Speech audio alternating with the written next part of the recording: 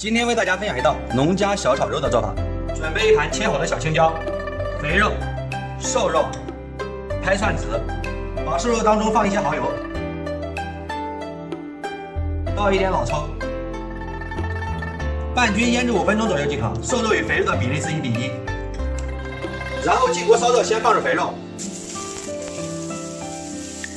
肥肉炒香，炒出油之后放入瘦肉。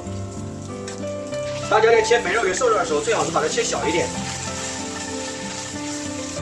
为了保证瘦肉的口感，炒成这样先露出备用。然后进锅加油，放入蒜子，先把辣椒放入锅中，加入1勺食用盐。农家小炒肉是一道比较有特色的家常菜，把这个辣椒在锅里面给它炒卷、炒香。然后放入提前炒好的肉。做这道菜一定要记住，下面这个油汤汁必须要重。现在即可出锅招盘。